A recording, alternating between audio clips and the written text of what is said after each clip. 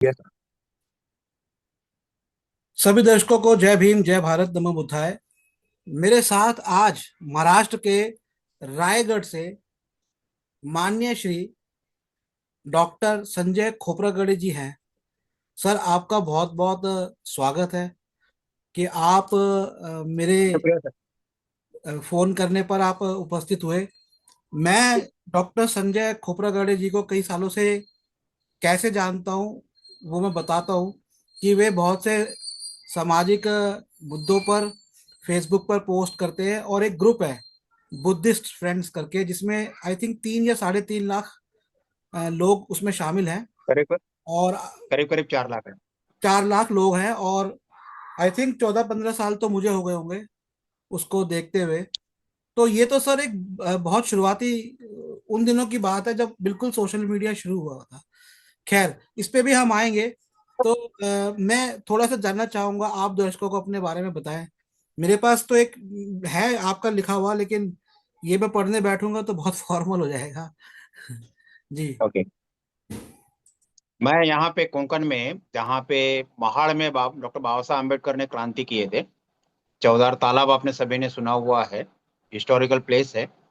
उसके जस्ट बगल में यहाँ पे डॉक्टर बाबा साहब अम्बेडकर टेक्नोलॉजिकल यूनिवर्सिटी है। तो महाराष्ट्र में जो कुछ गिने चुने विद्यापीठ है, यूनिवर्सिटी है, जिसको बाबा साहब का नाम दिया गया है, एक है औरंगाबाद का जो हिस्टोरिकल यूनिवर्सिटी है, वो है। और उसी के साथ में, उसी के बाद में यहाँ पे 1989 में अंतुले साहब के समय में जो यूनिवर्सिटी बना हुआ है, डॉक्टर बाबा साहब अम्बेडकर टेक्नोलॉजिकल यूनिवर्सिटी, उस यूनिवर्सिटी में मैं एक इलेक्ट्रॉनिक डिपार्टमेंट में प्रोफेसर हूँ।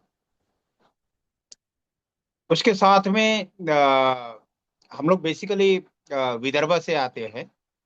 और आप सभी जानते हैं कि विदर्भ ये जो हम लोग के बुद्धिस्ट मोमेंट है, अम्बेडकराइट मोमेंट है, वहाँ के बहुत ही स्ट्रॉन्ग कार्यकर्ता लोग जो है वो विदर्भ से आते हैं। या विदर्भ के जो लोग हैं उनके ब्लड में बाबा साहब का मूवमेंट रन करना, बुद्धा का मूवमेंट रन करना, ये उनके इसमें है। तो उसी को लेके हम लोग चल रहे हैं। जहां तक संभव हो, अपने लेवल पे, अपने बलबूते पे जो जो कार्य पॉसिबल हो, वो हम लोग करने का कोशिश करते हैं। मैं जिस जगह पे रहता हूँ वहां पे, जैसे आप दिल्ली पकड़ लीजिए या फिर हमारा विदर्भ पकड़ लीजिए, वहाँ पे एजुकेशन का क्वालिटी जो है, या एजुकेशन का प्रचार प्रसार काफी हुआ है। लेकिन मैं जिस जगह पे रहता हूँ वहाँ पे नहीं है। तो हम लोग वो भी काम करते हैं कि हर जगह पे जाके करियर के बारे में, एजुकेशन के बारे में लोगों को अवेयर कराएं। और हर जगह पे जाके ज़्यादा से ज़्यादा बच्चे हायर एजुकेशन ले सके, इसके लिए कोशिश करते हैं। साथ में हमारा एक काफ़ी बड़ा नेटवर्क है।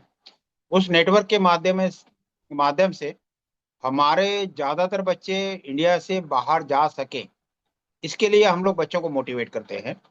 मेरे खुद के अंडर में जिनको मैंने उनका रिकमेंडेशन लेटर दिया है, क्योंकि एक प्रोसेस रहता है। उस प्रोसेस में ये होता है कि इंडिया के बाहर में जो बच्चे जाते हैं उनको फैकल्टी का रिकमेंडेशन लगता है। तो मैंने रिकमेंडेशन दिए हुए सैकड़ों बच्चे आज भी इंडिया के बाहर में हैं। ये कर रहे हैं। यहाँ के ट्राइबल लोगों के लिए एक हम लोगों ने एक छोटा हमारे खुद के जगह पे स्कूल ओपन किया है, ओपन स्कूल है। और उसके लिए हम लोग मतलब यहाँ के बच्चों को पढ़ाने का कोशिश कर रहे हैं, जो फ्री ऑफ कॉस्ट है। अभी थोड़ा हम लोग को मतलब जरा दिक्कतें आ रही है। थोड़ा फाइनेंशियल है, कंस्ट्रक्शन है। लेकिन वो दिक्कतें हमारे एक दो साल में सॉल्व हो जाएगी।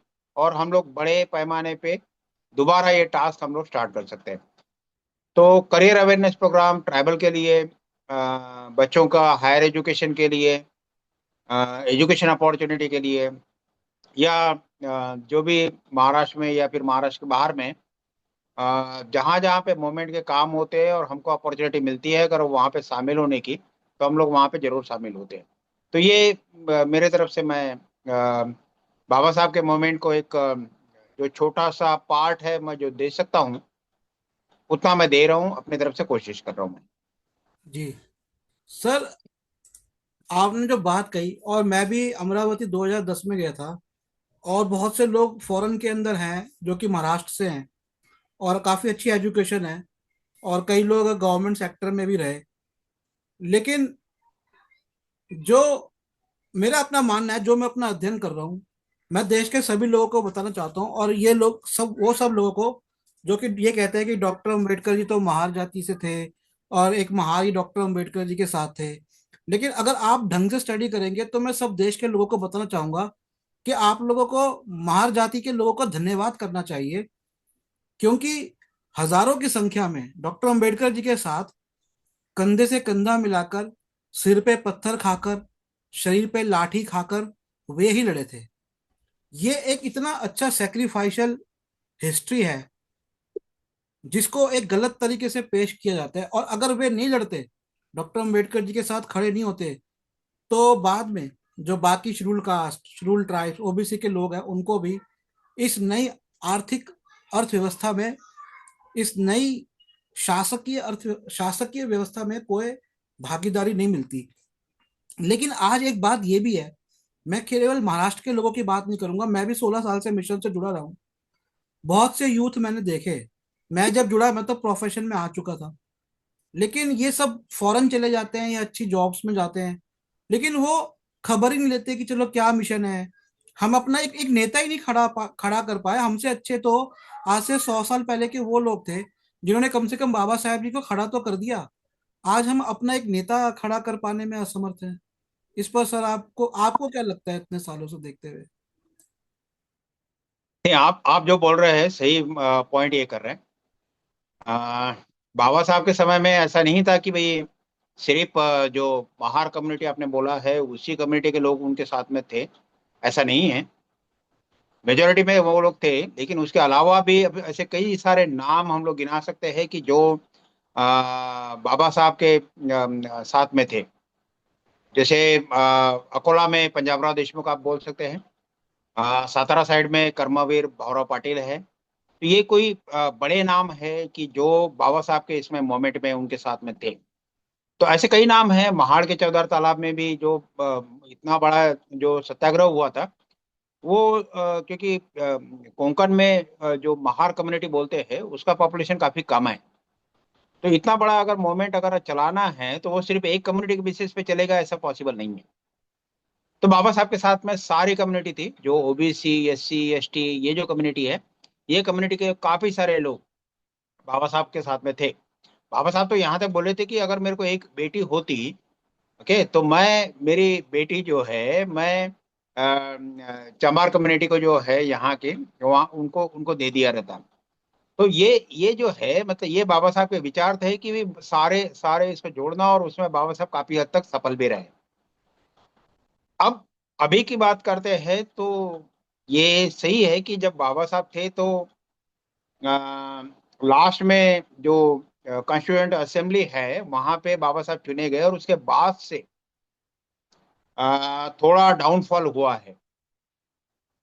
कांशीराम साहब ने फिर उस मोमेंट को जो है और आगे बढ़ाया, और कांशीराम साहब ने सक्सेसफुली बाबा साहब के जो मोमेंट है उसको सक्सेस करके दिखाया है। आप जो बोल रहे हैं कि आज के जो ये है यूथ है, या फिर आज के जो नौजवान है, आज के जो लोग हैं, वो मोमेंट से मतलब मोमेंट से पूरी तरीके से नहीं बोल सकता, लेकिन जिस तरीके से हमारे लीडर डेवलप करना चाहिए था उस तरीके से आज के समय में नहीं हो रहा है। उसके पीछे में हमारे समाज के, हमारे लोगों की स्वार्थी मेंटालिटी है। तो एक समय में जब मूवमेंट चल रहा था, उस मूवमेंट को उन्होंने खुद के स्वार्थ के लिए, खुद के परिवार के लिए, खुद के क्या बोलते हैं कि मनी अर्निंग रिसोर्सेज क्रिएट करने के लिए उन्होंने उस मूवमेंट को सीमित कर दिया है। चाहे फिर वो महाराष्ट्र के बाहर में उत्तर प्रदेश की मूवमेंट हो, या फिर महाराष्ट्र के अंदर की मूवमेंट हो। एक समय में यहाँ पे बाबा साहब के बाद में 4 या 5 खासदार यहाँ से, एमपी यहाँ से चुने गए थे। तो वो एक लास्ट मोमेंट था। उसके बाद में इतने बड़े पैमाने पर जो एमपी है यहाँ से चुने गए नहीं है।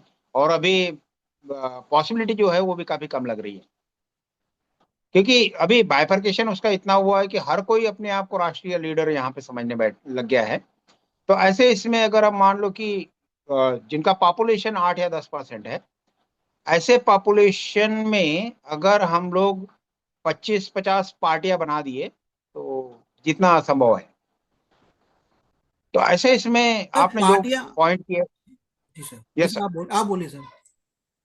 हाँ, ऐसे समय में बहुत डिफिकल्ट टास्क है सभी के लिए कि हम लोग जितना भी अलग अलग इसमें डिवाइड हुए हैं वो डिवीजन खत्म करके हम लोग फिर से संगठित हो, सर तभी आपने हम लोग आगे बढ़ सकते हैं। पार्टियों की बात करी, पार्टियां बन रही हैं, लेकिन ये स्थिति तो डॉक्टर अंबेडकर जी के समय भी थी कि उस समय जातियां थी।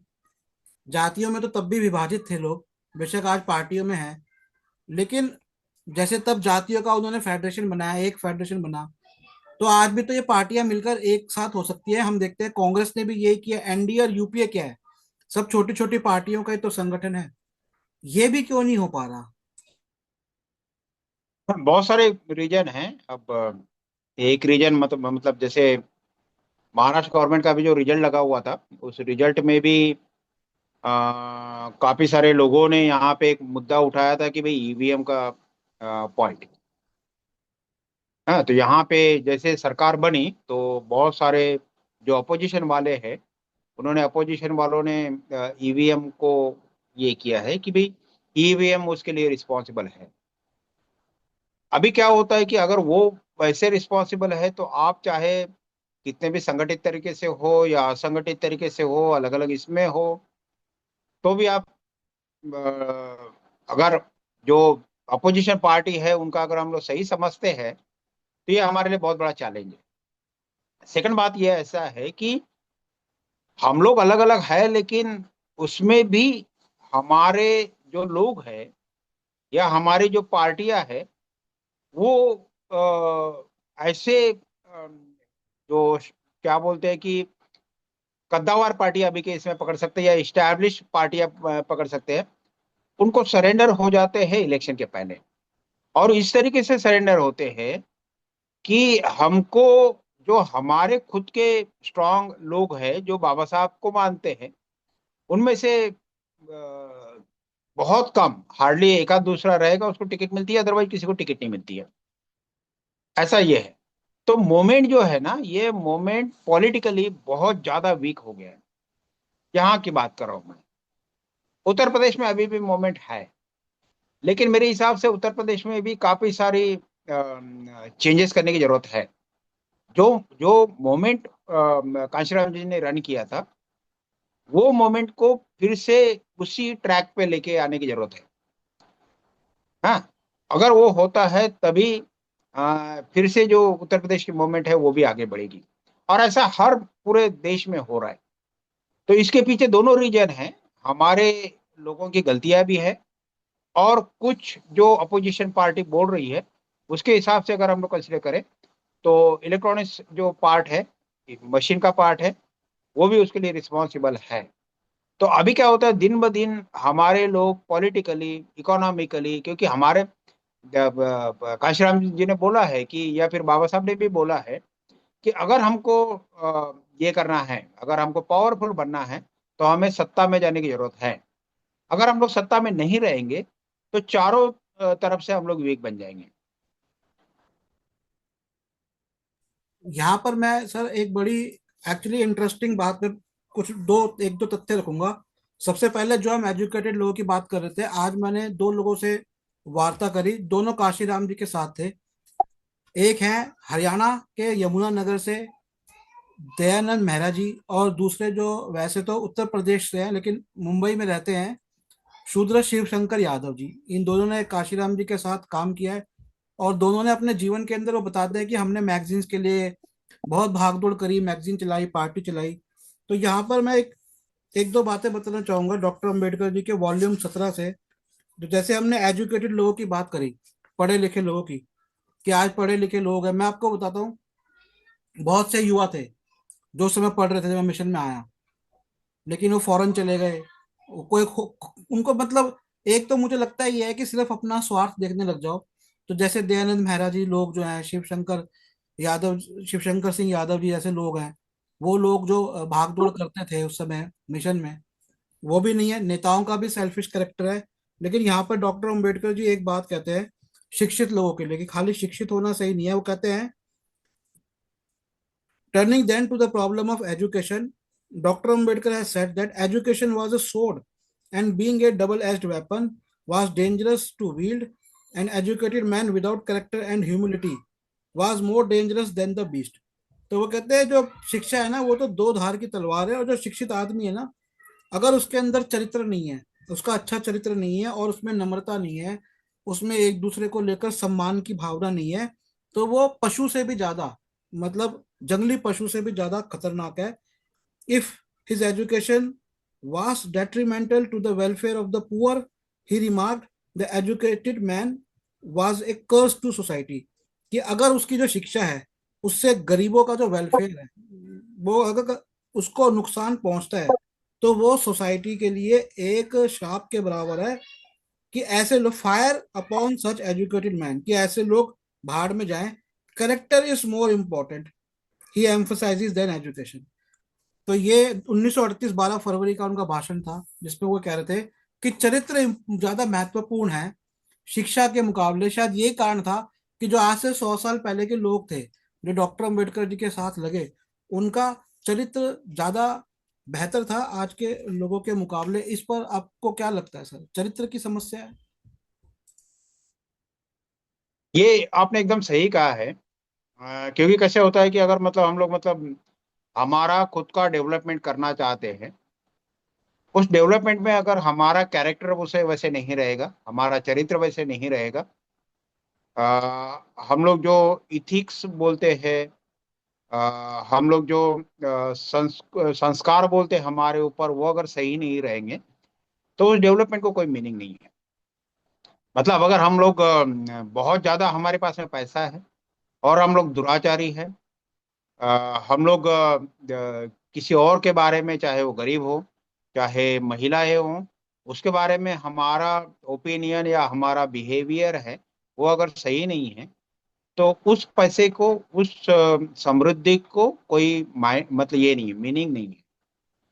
तो इसीलिए बाबा साहब अम्बेडकर जो बुद्धा को शरण गए हैं, या सारी दुनिया में, जैसे एशियन कंट्री पकड़ लो आप, एशियन कंट्री ये जो है ये बुद्धा को फॉलो इसलिए करते हैं क्योंकि आप अगर, मैं आए दिन जापान के भी वीडियो देखते रहता हूँ मैं, तो जापान में जितना भी उनके सड़कें सड़कें पकड़ लो, उनकी ट्रेन पकड़ लो, उनका कॉमन जहाँ पे क्या बोलते हैं, सार्वजनिक एरिया जो होता है, जहाँ पे लोगों का आना जाना होता है, रहवास होता है, वो सारी जगह आप चेक कर लो, हर जगह नीट एंड क्लीन मिलेगी।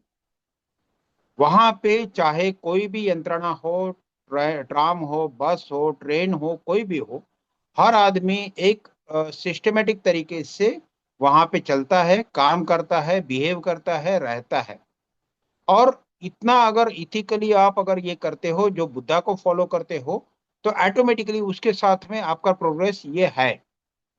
अगर आप गलत तरीके से ये करते हो, चोरी चपाटी करते हो, मारकाट करते हो, हाँ, इसका पैसा लूट लिया, उसका पैसा लूट लिया, और ये करते हो, आपकी आपका पैसा ज्यादा दिन टिकेगा नहीं। कुछ दिनों के बाद में ऑटोमेटिकली कुछ ना कुछ तो भी आपके परिवार में ऐसे कुछ शख्स निकलेंगे जो आपका परिवार बर्बाद करके रख देंगे।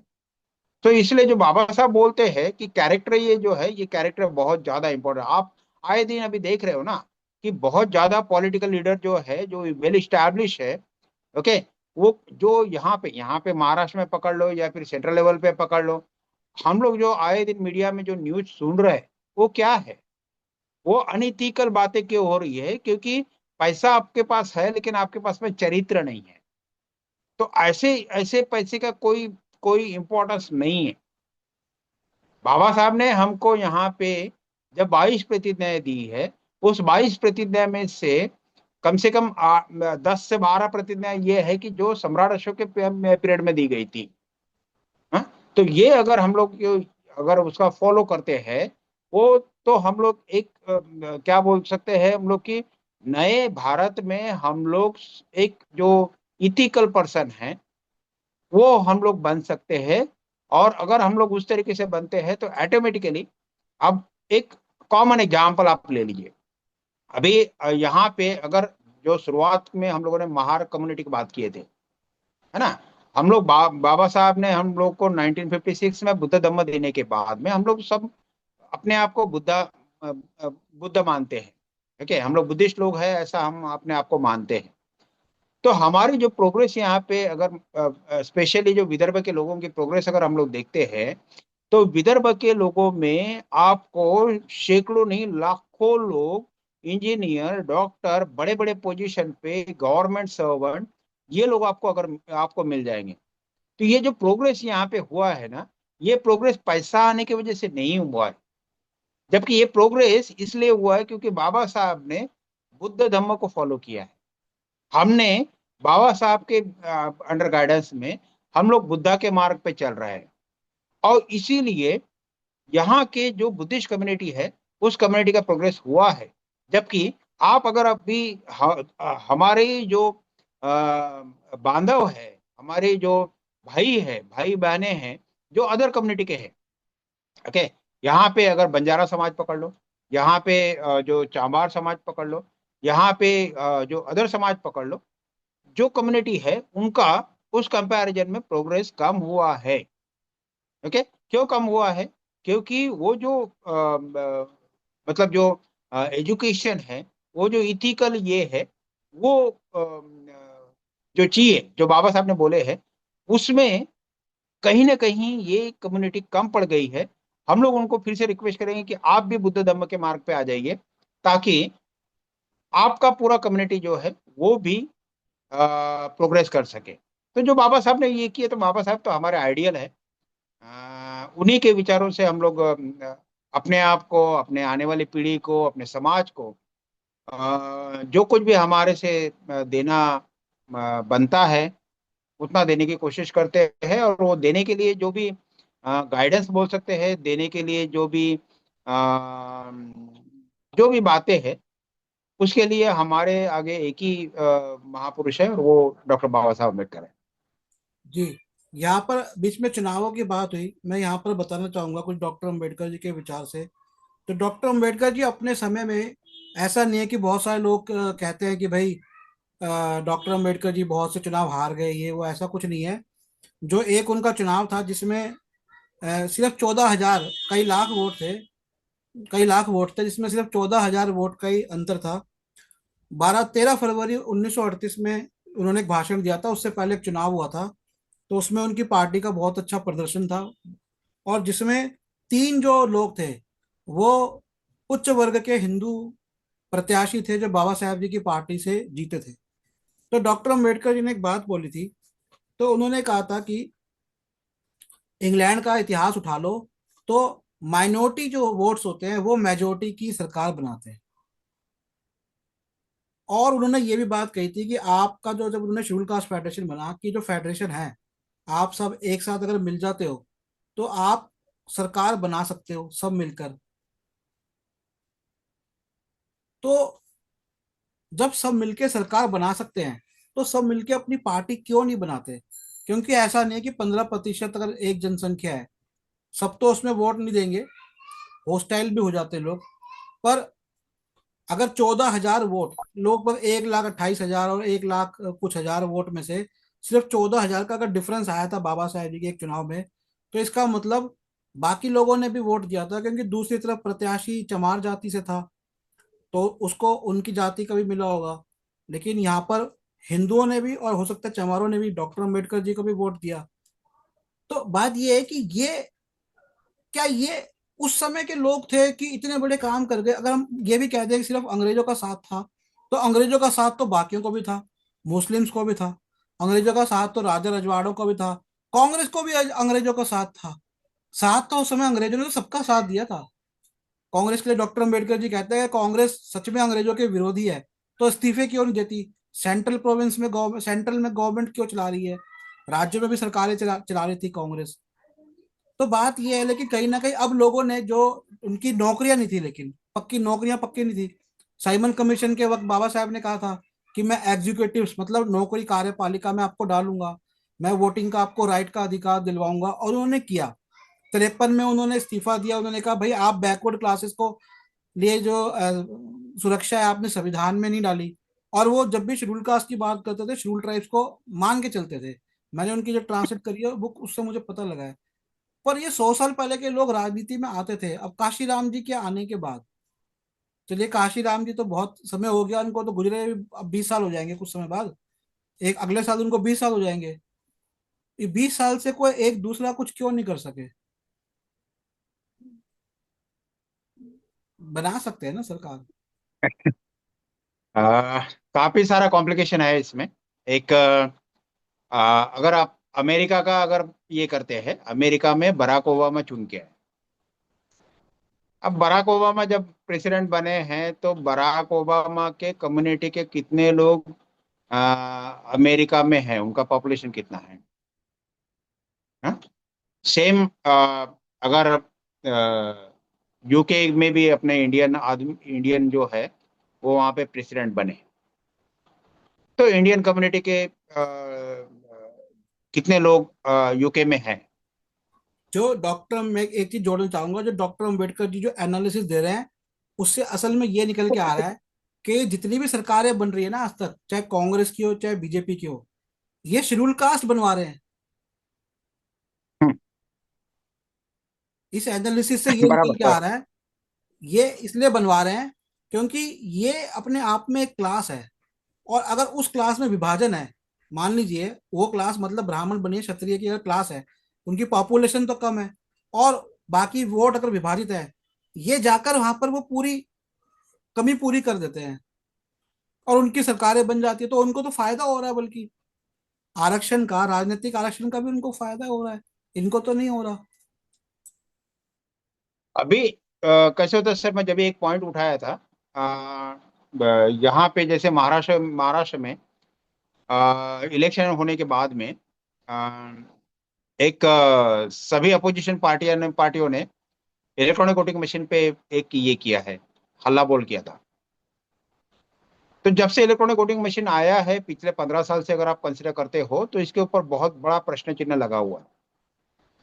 अगर वो बातें सही है, अगर वो रूमर सही है, तो हम लोग जो भी एनालिसिस अभी कर रहे हैं उस एनालिसिस का कोई मतलब नहीं निकलता है। क्योंकि जो बातें शुरुआती दौर में बाबा साहब ने यहाँ पे नहीं तो इसमें सक्सेसफुली इसमें इंप्लीमेंट ये करके भी तो है दिखाई ना है। कि अपोजिशन फिर कंटेस्ट क्यों करता है चुनाव? मना कर दे हम नहीं कर रहे कंटेस्ट। बिल्कुल बिल्कुल बिल्कुल, वही हम लोगों ने वही उसी पे ध्यान देना चाहिए। हम लोगों ने उसी पे ध्यान देना चाहिए कि भाई जो अपोजिशन है उन्होंने इसके ऊपर फोर्स करे।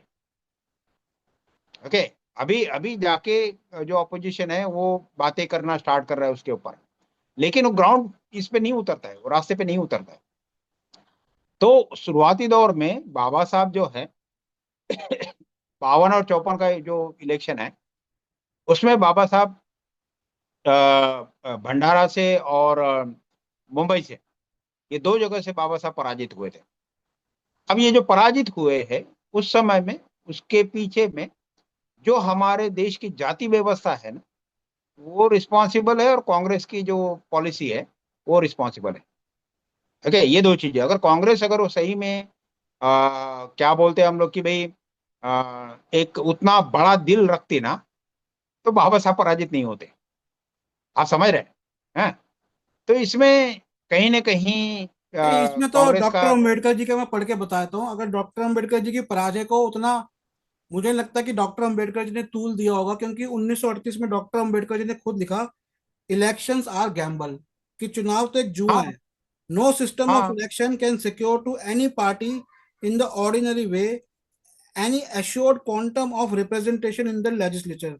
कोई भी जो चुनाव का कोई भी चुनाव हो, वो किसी भी पार्टी को पूर्ण तरह से बहुमत नहीं दिलाता है। Nor can any system of election give to any body of voters representation in the proportion of the number, कि जैसे जितने नंबर वो वोट्स मिलते हैं जनसंख्या के हिसाब से देखा जाए, तो वो बहुमत में नहीं होते। The history of election in England will show how surprising and disasters are the results of the election to the different parties.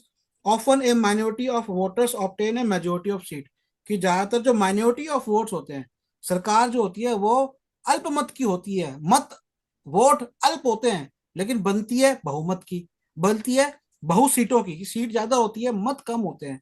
आप देखिए अगर देश में वोट डलता है, मान लीजिए 50% वोटिंग हुई, पहले चुनाव में 48 या 42% हुई थी, 50% वोटिंग हुई, तीन पार्टियां हैं, तीन पार्टियां इंडिपेंडेंट है, वोट अगर बढ़ जाते हैं उनमें, तो ज्यादा से ज्यादा 30-30-30% मिलते हैं वोट।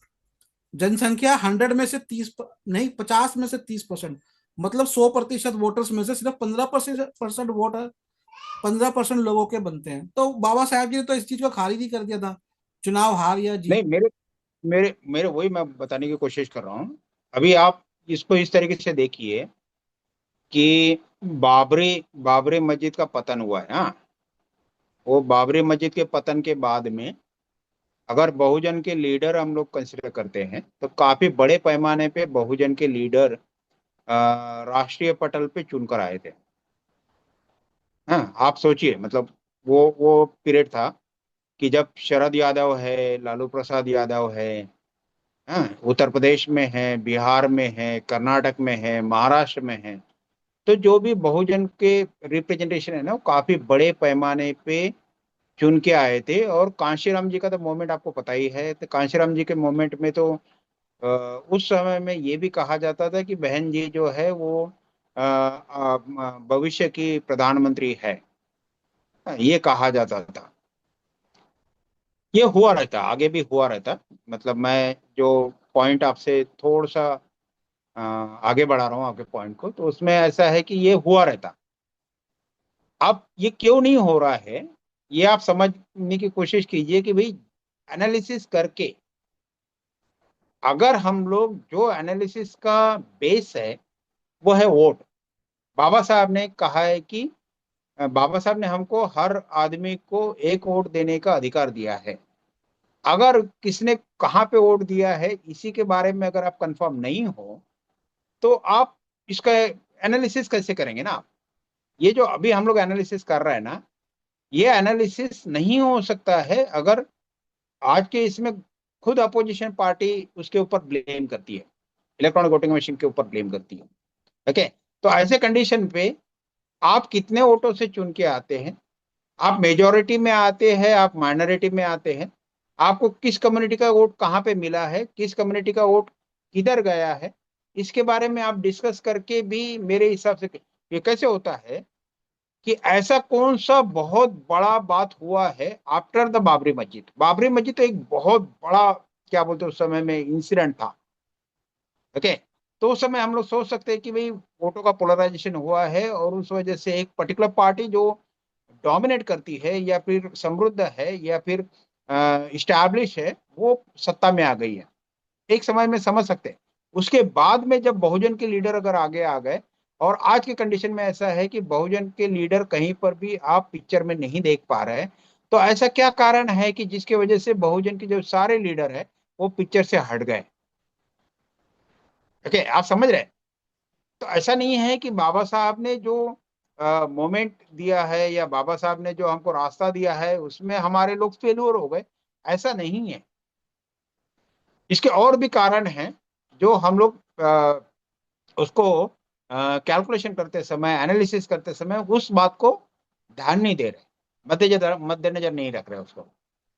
मेरे हिसाब से ऐसा उसका एक आकलन, मेरे हिसाब से, मैं इंजीनियरिंग में इंजीनियरिंग साइड से हूँ, तो और स्पेसिफिकली उसमें भी इलेक्ट्रॉनिक्स इंजीनियर हूँ, तो मेरे हिसाब से ये मेरा मतलब माइंडसेट है। ये एक रीजन है जो अभी के चेंजेस में हो सकता है। आपकी बातों से तो ये निकल के आ रहा है कि सारा जो है ना, उसमें जो समस्या आ रही है वो ईवीएम से ही आ रही है। तो आपको लगता है कि, अच्छा, आपको नहीं लगता कि मायावती जी को, जो कई चुनाव हारने के बाद भी इतनी ज्यादा जो इम्पोर्टेंस दी जाती है, ये भी एक तरह का कूटनीति है, ताकि एक कमजोर पक्ष को ही आप आगे करो? सर आप सवाल फिर से दोहराइए। मैं कह रहा हूँ जो मायावती जी को इतनी मीडिया में इम्पोर्टेंस, इतना महत्व दिया जा रहा है कई सालों से लगातार, उनके एक एक ट्वीट पर सब चैनल न्यूज बनाते हैं, तो ये इसलिए तो नहीं है कि एक कमजोर पक्ष को, विपक्ष, अपना जो अपोजिशन है, विपक्ष जो है, वो एक कमजोर को बना के रखो ताकि मजबूत को उठ ही ना पाए? हम्म अब मैं, कैसे होता है कि इंडिविजुअल कोई कमेंट नहीं करूंगा, बहन जी के ऊपर वो नहीं कमेंट करूंगा, लेकिन अ, अगर हम लोग सत्ताधारी ये करते हैं तो सत्ताधारी में, अगर मान लो गुजरात का एक इलेक्शन ले लीजिए। गुजरात में हमारे बहुजन कम्युनिटी में से एक आमदार वहां पे चुन के आए। मुझे अभी उनका नाम याद नहीं आ रहा है। ओके, वो वहां पे गुजरात से ये किए। तो क्या होता है, मीडिया सिर्फ एक ही आदमी को फोकस करता है। हाँ, वो चुन के आ गया, वो चुन के आ गया। समझ रहे आप? अभी आईएएस ऑफिसर हो गए तो काफी सारे आईएएस ऑफिसर, अगर मतलब मान लो कि यूपीएससी का रिजल्ट लग जाता है, आईएएस ऑफिसर सभी बन जाते हैं। आईएएस आईपीएस या जो भी उसका ये मिलेगा यूपीएससी के रैंकिंग के हिसाब से। तो उस समय में क्या होता है कि एक पर्टिकुलर दो चार लोगों को फोकस किया जाता है कि हाँ, ये रिक्शे वाले का बेटा है, ये गरीब का बेटा है, ये किसान का बेटा है। ओके, ये बेटी जो है वो झोपड़पट्टी में रहती है, और देखो मतलब ये आईएएस बन गई, आईआरएस बन गई, आईपीएस बन गई है। ओके, या फिर बन गया। ये ऐसा है। सो ये एक मतलब कैसा है, एक पर्टिकुलर पर्टिकुलर कम्युनिटी को, पर्टिकुलर जैसे अभी इवन प्रेसिडेंट का भी देख लीजिए कि प्रेसिडेंट में पिछले 2-3 सालों से आप प्रेसिडेंट, 2-3 बार से प्रेसिडेंट आप देख ही रहे। पहले जो प्रेसिडेंट थे वो भी शेड्यूल कास्ट से थे, अभी जो प्रेसिडेंट है वो शेड्यूल ट्राइब से है। तो कैसा है कि जब हम लोग हमारे देश को लोकशाही बता रहे हैं, तो लोकशाही में ये रिप्रेजेंटेशन जो है वो नॉमिनल रिप्रेजेंटेशन उनको दिखाना है, जबकि ये सही तरीके से नहीं हो रहा है। हाँ, समय ये जी, जो समय कम है। 100% जो रिप्रेजेंटेशन चाहिए, हम ये हम लोग चर्चा जो आगे रिजर्वेशन बोल रहे हैं ना वो। आगे भी जारी रखेंगे। तो ये थे मेरे साथ डॉक्टर संजय खोबरागड़े जी, रायगढ़ महाराष्ट्र से। और आप इनका ग्रुप जरूर ज्वाइन करिए, बुद्धिस्ट फ्रेंड्स है ना सर। और यस सर, यस। मैं निखिल सबलारिया, नई दिल्ली से।